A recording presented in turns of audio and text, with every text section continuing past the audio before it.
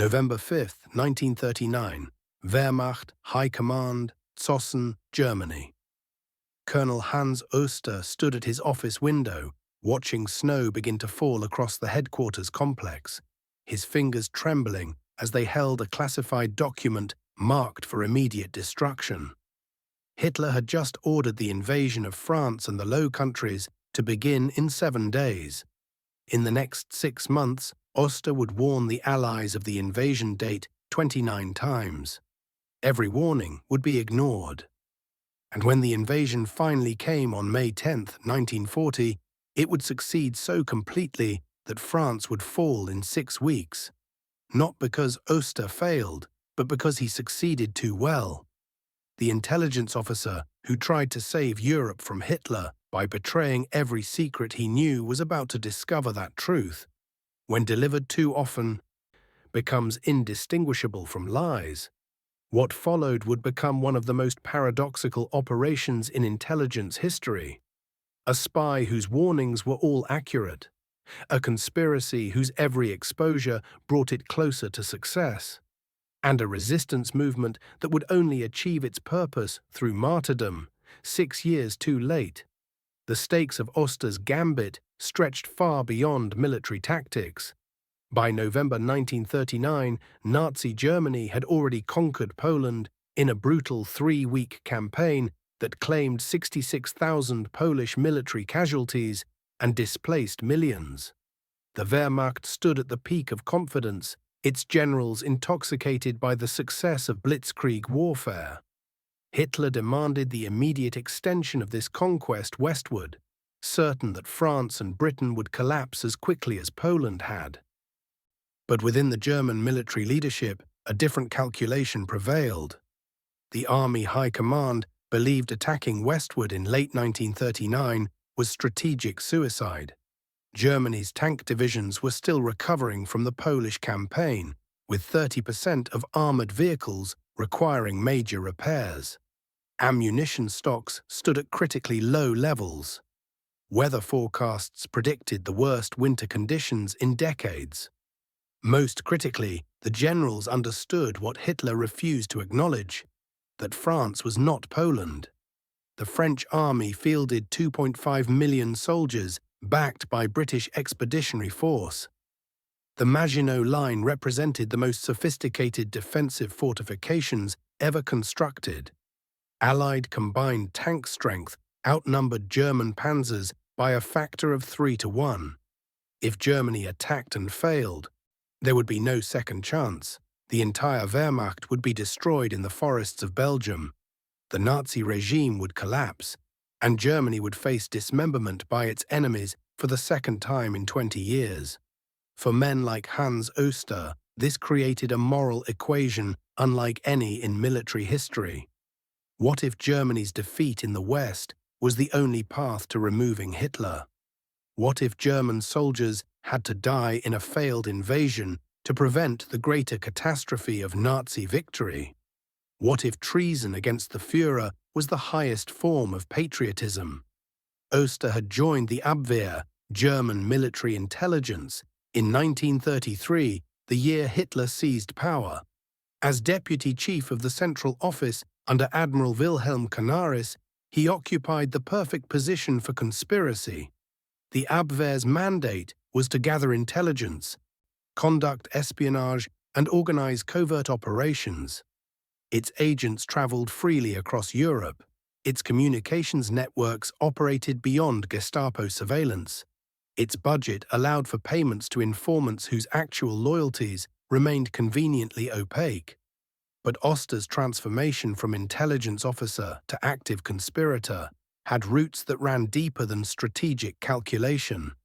The son of a French Protestant pastor, he had fought on the Western Front in World War I, earning promotion to the General Staff by age 29. After the war, he remained in the Reichswehr's elite 4,000 officer corps, one of the most respected soldiers of his generation. Then came the Night of the Long Knives in June 1934. Hitler ordered the SS to murder hundreds of perceived rivals, including General Kurt von Schleicher, Germany's penultimate chancellor and Major General Ferdinand von Bredow, former head of the Abwehr. Both men were Oster's personal friends. Both were shot in their homes without trial. Both were posthumously labeled traitors by a regime that celebrated their deaths as patriotic necessity. Oster attended their funerals, said nothing publicly, and began plotting Hitler's overthrow. The man he recruited first was Major Gisbertus Jacobus Sass, the Dutch military attaché in Berlin. They had known each other since 1932, when both served in similar liaison roles. Over dinners at Berlin restaurants, walks through the Tiergarten, and carefully staged chance meetings at diplomatic receptions, Oster cultivated a relationship built on shared contempt for Nazi ideology. Sass was the perfect conduit. As a foreign military attaché, he maintained regular contact with his government in The Hague. Dutch neutrality meant his communications were less scrutinized than those of Allied diplomats. His position gave plausible deniability. If Oster's information proved false, it could be dismissed as intelligence sharing rather than conspiracy. In late October 1939, Oster approached Sass with the first warning. Hitler had ordered Fall Gelb, Case Yellow, to commence on November 12th. German armies would sweep through Belgium and the Netherlands, bypassing the Maginot Line and crashing into France from the north. The attack plan called for 3 army groups. Army Group B would invade the Low Countries as the main thrust. Army Group A would provide support through the Ardennes, and Army Group C would pin French forces along the German border. Oster provided Sass with specific details: the order of battle for all 3 army groups, the invasion routes through Belgium, the locations where paratroopers would seize key bridges, the timeline showing which objectives had to fall on which days. Sass transmitted everything to The Hague on October 30th. The Dutch government received the intelligence with skepticism, but forwarded it to Brussels, London, and Paris. King Leopold of Belgium ordered a partial mobilization. The French army began moving divisions toward the Belgian border. British intelligence analysts debated whether the information represented genuine intelligence or a German deception operation. Then November 12th came and went. No invasion occurred. Hitler had postponed the attack, citing poor weather conditions and insufficient ammunition stocks. The Allied governments collectively exhaled. Dutch and Belgian forces stood down from alert status. Intelligence analysts filed Sass's warnings under unreliable sources. The reputation of Major Sass, and by extension Colonel Oster, suffered its first blow. But Oster wasn't finished. On November 7th, he warned Sass of a new invasion date. November 19th, Sass reported it. The Allies mobilized. November 19th passed without incident. December 17th became the next deadline. Then January 12th, 1940. Then January 17th. Each time, Oster provided precise intelligence. Each time, Sass transmitted it faithfully. Each time, the Allies prepared for an invasion that never came. The problem wasn't that Oster's intelligence was wrong. The problem was that it was completely accurate. Hitler genuinely intended to invade on each of those dates. But each time, a combination of factors forced postponement. Weather conditions made it impossible to deploy the Luftwaffe effectively. Tank repairs took longer than anticipated. Ammunition production fell short of targets. Most significantly, the German General Staff successfully argued for delays. General Walter von Brauchitsch, Commander-in-Chief of the Army, repeatedly confronted Hitler with the military impossibility of the operation. Field Marshal Wilhelm Keitel, Chief of the OKW, warned that attacking in winter weather guaranteed German defeat. General Franz Halder, Chief of the General Staff, presented statistical analyses proving the Wehrmacht wasn't ready. Hitler raged at his generals. He suspected them of defeatism, possibly even conspiracy. On November 23rd, he summoned Brauchitsch to a meeting that descended into shouting. Hitler accused the army high command of harboring the spirit of Zossen. Defeatism and potential treason centered at the General Staff headquarters. He threatened to purge the officer corps if they continued resisting his orders. The generals returned to Zossen, terrified that their conspiracy had been discovered. Halder ordered the destruction of all coup-planning documents. Several conspirators contemplated fleeing Germany, but Hitler's rage had been aimed at their supposed lack of fighting spirit, not their actual plotting. The conspiracy survived because Hitler couldn't imagine his generals were actually trying to overthrow him. Meanwhile, Oster's warnings continued with metronomic regularity. January 20th, February 10th, February 20th, March 3rd, March 7th. 29 times between November 1939 and May 1940, Oster told Sass the invasion date. 29 times, Sass reported it to his government. 28 times, the Allies prepared for an attack that didn't come. The effect was predictable and devastating.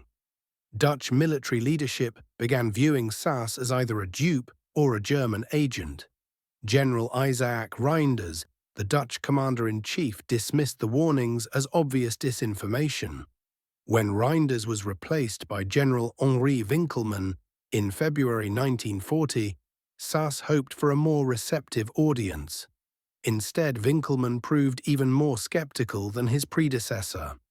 How many times must Germany fail to invade before you accept that your source is playing us? Winkelmann reportedly asked Sass during one heated exchange. The Belgian government adopted a similar stance. King Leopold and his military advisor, General Raoul van Overstraten, believed Germany would eventually attack, but doubted that specific invasion dates could be known in advance. Belgian intelligence services compiled a file on Sass's warnings, cataloguing each failed prediction as evidence of German deception operations. The French and British responses proved even more problematic. General Maurice Gamelin, Supreme Commander of French forces, initially treated Oster's intelligence as valuable advance warning. But as the postponements multiplied, Gamelin concluded that the warnings themselves might be the deception. Perhaps Germany wanted the Allies to exhaust themselves through repeated mobilizations. Perhaps the real invasion would come after everyone had learned to ignore the warnings. British intelligence analysts at MI6 debated whether Oster even existed. Some believed Colonel Oster was a fictional character invented by German intelligence to test Allied response times.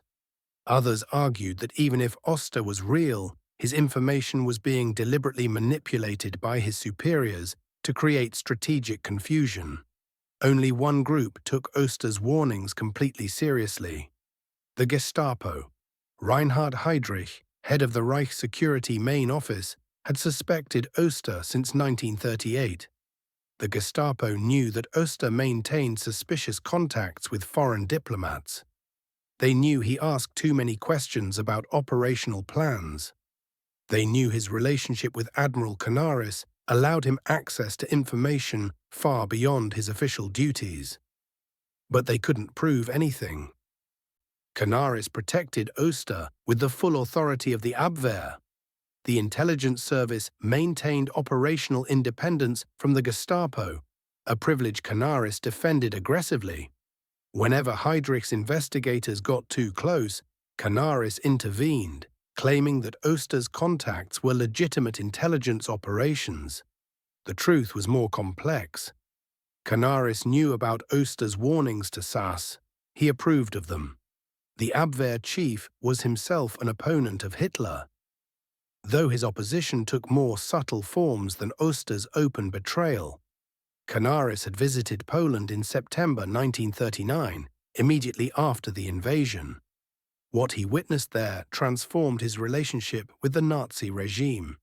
At Benzin, SS troops pushed 200 Jews into a synagogue and set it ablaze. All burned to death while German soldiers stood watch outside. Canaris confronted Hitler's chief of staff about these atrocities. General Wilhelm Keitel told him curtly that Hitler had personally ordered the mass killings. The Führer had decided that Polish nobility and clergy would be exterminated to destroy Polish national identity. These were not war crimes, they were policy. Canaris returned to Berlin shaken to his core. He understood now that defeating Hitler wasn't just about preventing a disastrous war.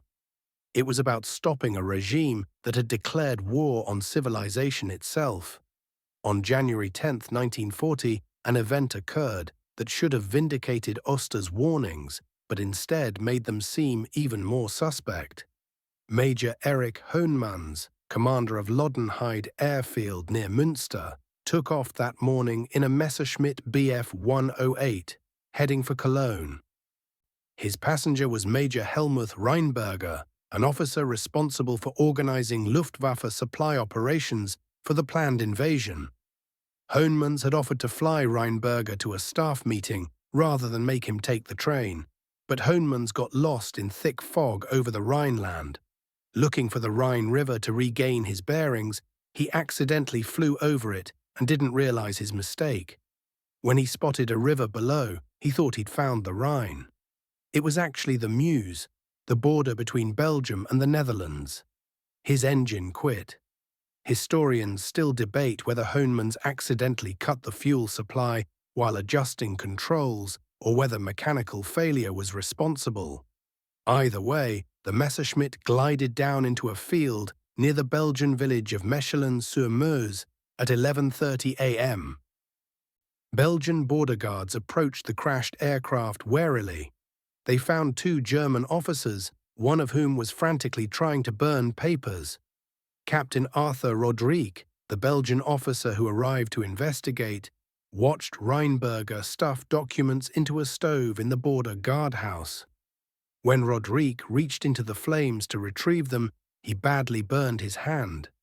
But he rescued most of the papers before they were completely destroyed. The documents contained the German invasion plans for Fall Gelb, complete operational orders, army group deployments, Luftwaffe target assignments, paratroop drop zones, the entire blueprint for Germany's attack on the West. The Mechelen incident, as it became known, should have been the ultimate validation of Oster's warnings. Here was physical proof that Germany planned to invade through Belgium. The documents confirmed everything SAS had been reporting for 3 months. Instead, the incident made Oster's intelligence seem even less credible. The Belgian government forwarded summaries of the captured documents to London and Paris. General Gamelin studied them carefully. They showed Germany planning to attack through central Belgium, exactly as in World War I's Schlieffen Plan. The main thrust would come through the Low Countries, with the goal of reaching the Channel coast and trapping Allied armies. But Gamelin and his British counterparts immediately suspected the documents were a plant. Why would Germany allow such critical plans to fall into enemy hands by accident? The entire incident seemed too convenient to be genuine.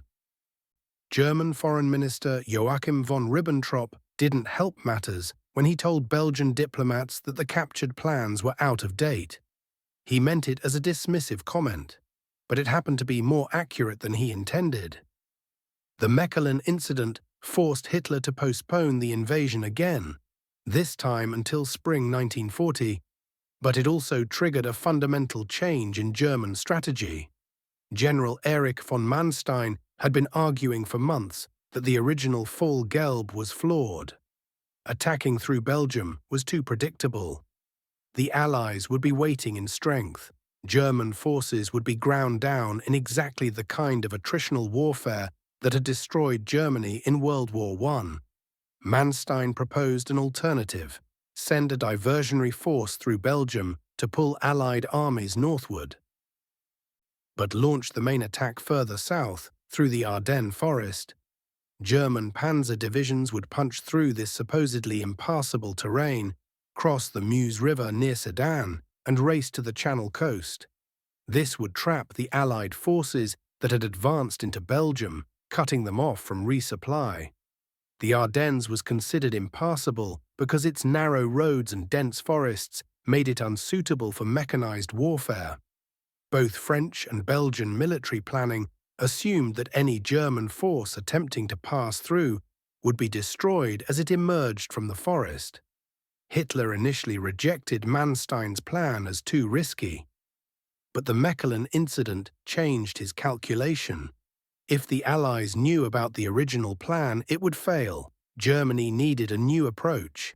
On February 17, 1940, Manstein was summoned to brief Hitler personally on his alternative strategy. Hitler was immediately captivated. The Ardennes plan was bold, unexpected, and tactically brilliant. General Jodl recorded in his diary that Hitler specifically referenced the Mechelen incident, noting that the captured documents convinced the enemy that we only intend to take over the Dutch and Belgian coasts. The revised Fallgelb was approved on February 24. German planning shifted to reflect the new strategy. Army Group A, under General Gerd von Rundstedt, became the main attack force with the bulk of Germany's panzer divisions. Army Group B would still invade through Belgium, but now as a feint. Oster knew nothing of these changes. The revisions were so secret that even Admiral Canaris wasn't fully briefed on them. Oster continued warning Sass about invasion dates based on the intelligence he could access, but he was now passing along information about a plan that had been fundamentally altered. March passed, April arrived, Oster's warnings continued. On May 9, 1940, Oster made his 29th call to Sass. "The swine has gone to the Western Front," he said, using their agreed code for Hitler. "Do me a favor and blow the Meuse bridges." This time, the invasion would not be postponed. May 10, 1940, began with the roar of German bombers crossing the border at dawn. Paratroopers dropped into Belgium and the Netherlands, seizing key bridges before defenders could demolish them. Glider-borne assault troops landed atop Fort Eben-Emael, the supposedly impregnable Belgian fortress, and neutralized it in 24 hours using shaped charges to destroy its gun casemates. The Dutch and Belgian governments finally believed Sass. They mobilized their full armies. They appealed to Britain and France for immediate assistance. General Gamelin executed Plan D, the Allied response to a German invasion of the Low Countries. The best French and British divisions, the First Army Group, raced into Belgium to meet the expected German attack, exactly as the revised Fallgelb predicted they would.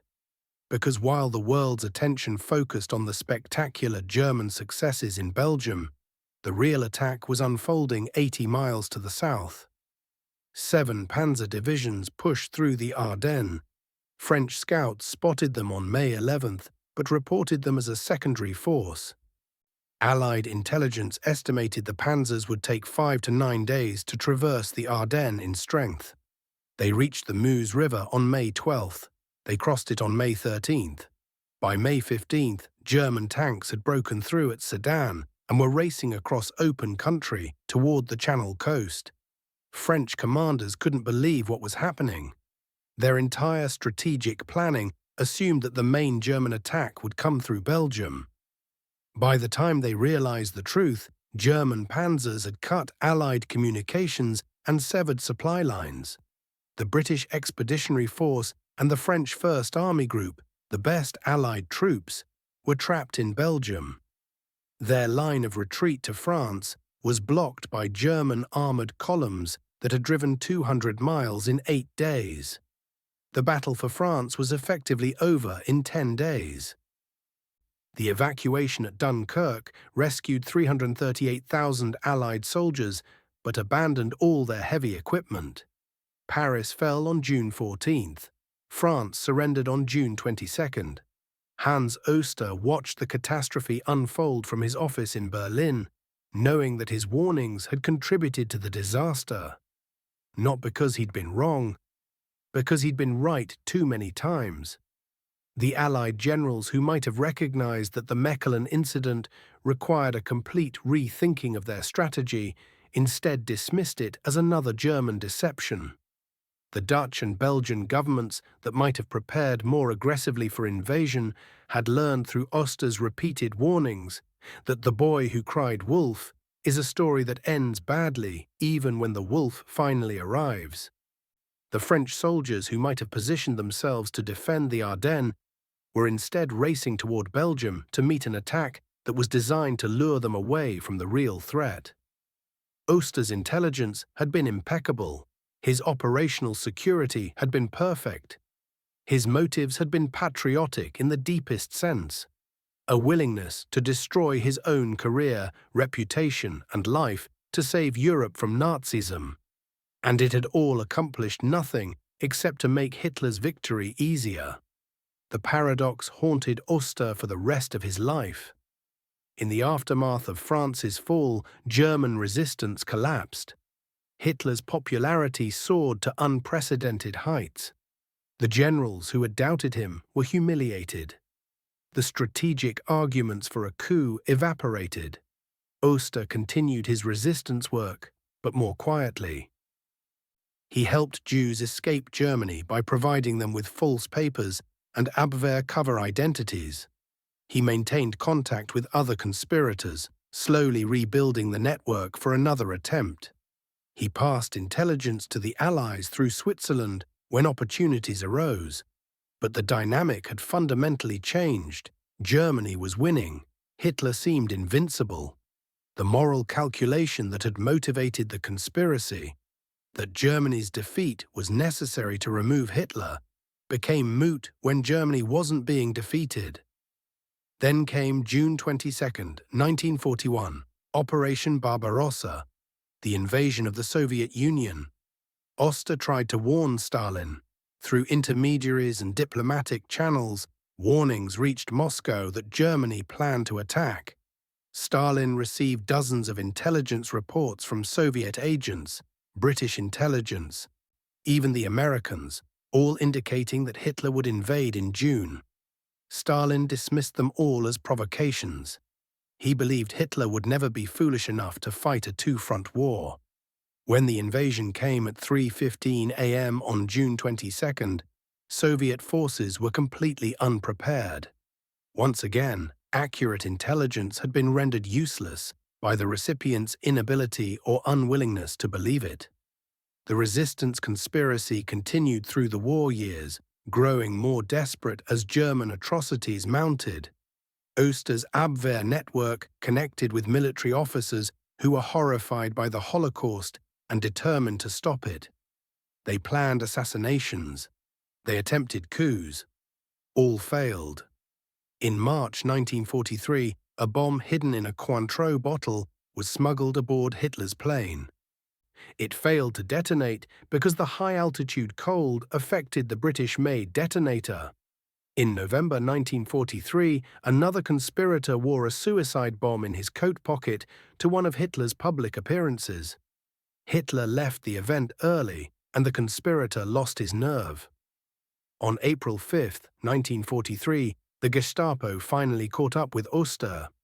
They arrested him for helping Jews escape Germany, an unquestionable crime in Nazi legal terms, though the evidence was thin. He was placed under house arrest, removed from the Abwehr, and forbidden from military service. Oster spent the next 2 years in a strange limbo, not imprisoned, but not free. The Gestapo couldn't prove his involvement in the conspiracy because Admiral Canaris continued to protect him. But Heinrich Himmler knew Oster was guilty. He just had to wait for proof. On July 20th, 1944, Colonel Klaus von Stauffenberg placed a bomb in Hitler's conference room at the Wolf's Lair. It exploded at 12:42 p.m. 4 people died. Hitler survived with minor injuries. The Gestapo unleashed a wave of arrests. Thousands of people were rounded up, many with only tangential connections to the conspiracy. Under torture, prisoners named names. The interrogations revealed the full scope of the resistance network. On April 4, 1945, Gestapo officers found Admiral Canaris's diaries. hidden in a safe at Abwehr headquarters. The diaries contained detailed records of the conspiracy dating back to 1938. They revealed Oster's central role. They proved that Canaris had known everything and approved. Hitler, hiding in his bunker as Soviet artillery pounded Berlin, personally ordered their execution. On April 8, 1945, Oster, Canaris, Dietrich Bonhoeffer, Karl Sack, Ludwig Gehrer, and 2 others were tried in a drumhead court-martial at Flossenbürg concentration camp.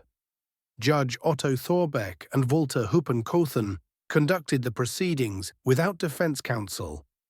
The verdict was predetermined. At dawn on April 9, 1945, they were led naked to the gallows in the concentration camp courtyard. Fabian von Schlabrendorf, one of the few conspirators who survived, later wrote about Oster. He was a man such as God meant men to be, lucid and serene in mind, imperturbable in danger. The camp doctor who witnessed the executions described Oster as maintaining perfect dignity to the end. He walked calmly to the gallows. He showed no fear. He died quietly. 2 weeks later, American forces liberated Flossenbürg. 3 weeks later, Hitler shot himself in his Berlin bunker. 4 weeks later, Germany surrendered unconditionally. Oster never knew that the conspiracy would ultimately achieve its goal through martyrdom rather than coup. What he also never knew was whether his warnings had been worth the cost. Historical debate continues about whether Oster's intelligence actually helped Germany win in 1940. Some argue that the repeated warnings made Allied commanders complacent, convincing them that invasion threats were always false alarms. Others contend that the warnings had no effect, because Allied strategy was fundamentally flawed regardless of intelligence. What's unchallengeable is that Oster's 29 warnings represented the most sustained and accurate intelligence operation of the early war. No other source provided the Allies with such precise, repeatedly confirmed information about German intentions. The failure lay not in the intelligence gathering, but in the intelligence analysis. The Allies couldn't imagine that a German officer would betray his country 29 times. They couldn't believe that Hitler would repeatedly postpone an invasion he desperately wanted to launch.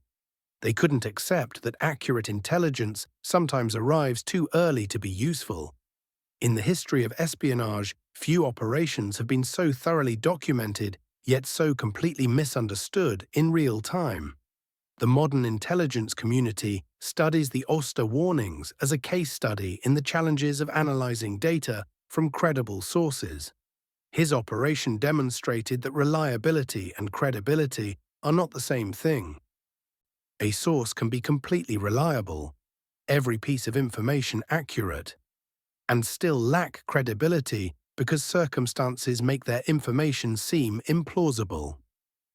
Oster also exemplified the moral complexities that define intelligence work at its highest level. He was a traitor who was also the truest patriot.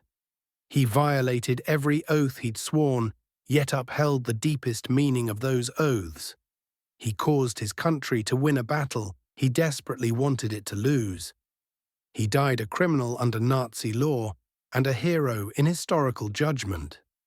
In Berlin today, a memorial plaque marks the former location of Abwehr headquarters. It commemorates the German military resistance, naming Oster prominently among those who chose conscience over obedience. At Flossenbürg concentration camp, a memorial wall lists the 7 men executed on April 9, 1945. It quotes 2 Timothy 1:7. For the Spirit God gave us does not make us timid, but gives us power, love, and self-discipline. Oster's grave has never been found. The SS burned the bodies after the hangings, and no records survive of where they disposed of the ashes. But his legacy endures in the intelligence services of democratic nations, where his operation is taught as an example of courage, tradecraft, and the burden of knowledge that cannot be shared.